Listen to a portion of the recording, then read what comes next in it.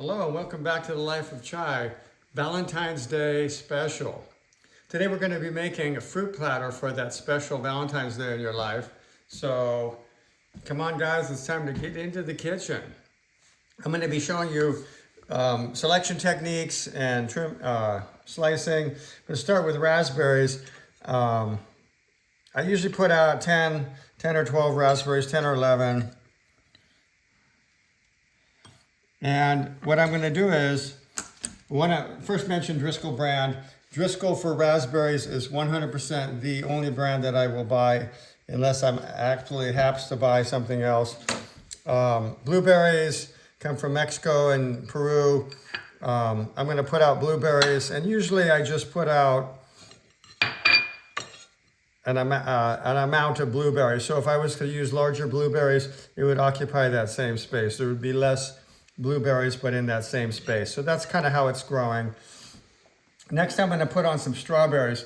Now, let me show you something. I bought these strawberries at Costco last week.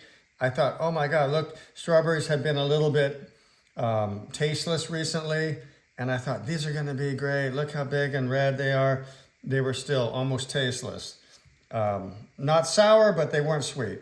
I got these strawberries today at Costco, Driscoll brand. And these are amazing. I haven't tried one yet, but okay. If you saw the video on strawberries last week, you saw how I soak them in vinegar, water, and baking soda. If you don't have time to do that, you can take 3 at a time and under running water, wash them like this, okay? And they're gonna be hitting against each other and that cleans them. Strawberries usually have a high pesticide content, so I definitely like to wash them. And people are handling them as well. So strawberries, we're going to want to take this off, take the stem off to begin with, the green part. And then what I like to do is just put them in 4 like that. Let me show you that a little better. So it's like that. And again, so we have 4 little pieces to eat, right? And then those are going to sit on there like this. I plate this, I'm plating this up, I don't know. She may not come down for an hour or so if she's sleeping, but I put it back so they're cut into 4, you see that? But fruit can oxidize with oxygen and degrade, so I put it back together so it's not, the cut part is not going to be exposed to oxygen. Next part I'm going to put out is grapefruit. Okay, so what I'm going to do is we're going to cut the grapefruit in half this way. And we only need half. So 1/2 goes away for tomorrow. And if you have your saran wrap, you can go like this. And again, by covering the fruit with saran wrap, we're going to prevent any oxidation.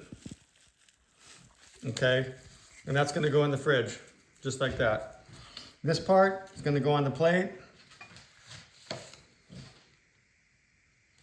Cut it in 3. This is going to make it easy to eat. And then I'll take this. I'm going to plate it right there. Take the other half. And we're going to plate that.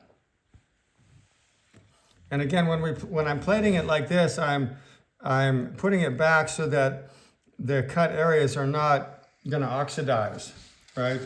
They're kind of back together.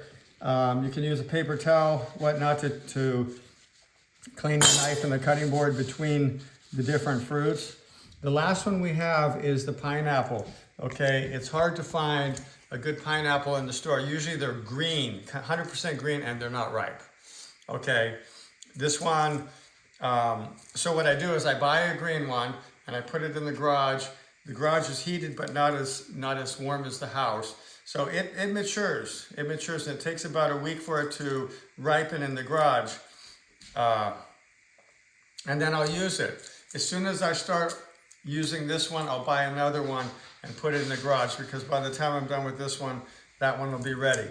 Here's how you work a pineapple. You're going to take the top off first. Just twist it off, and then cut it maybe an inch, inch and a half into it. Okay, this part is still good. This part is good and can be used. And then every day, what I do for serving, I'll cut one slice. There it is, one slice. This will go in the refrigerator, again with saran wrap. Let me get that put away right now before we continue, just so you see how that works. Again, I cut one slice a day for the reason that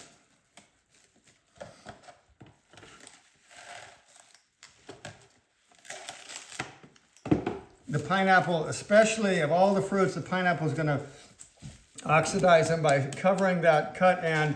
I'm going to put that right on top. That goes in the refrigerator and I'm all set.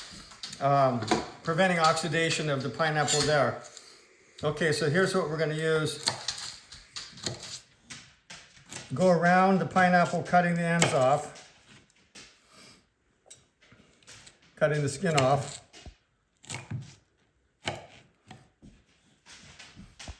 Then we're going to cut this in the middle, like that. These little center pieces, that's the core. We're taking that out. And then I'm going to cut, taste it.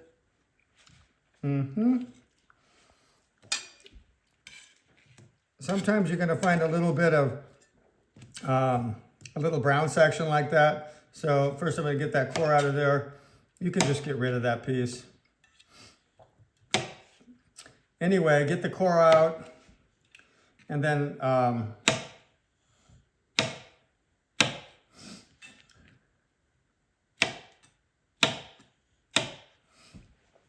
okay. Depending on how much you want to serve, if you want to just serve these nice square little pieces, like that. I usually give about 10 pieces. I'll eat a couple of myself as I go. And that's about it. If you want, you can use some banana. And I think you can hear my dog bouncing around now on the floor. He loves banana, but what I would do is, if I was going to add banana to this, what I would do is I would peel it just a little bit. And you don't need to eat a whole banana when you have this much fruit, but something like that. And that's it. Okay, there you go. And then if you so desire, Valentine's Day, you can pair that with a little bit of orange juice and some Prosecco bubbly. Happy Valentine's Day. I hope this works for you, and it might become a daily thing as it has for me. Thank you, and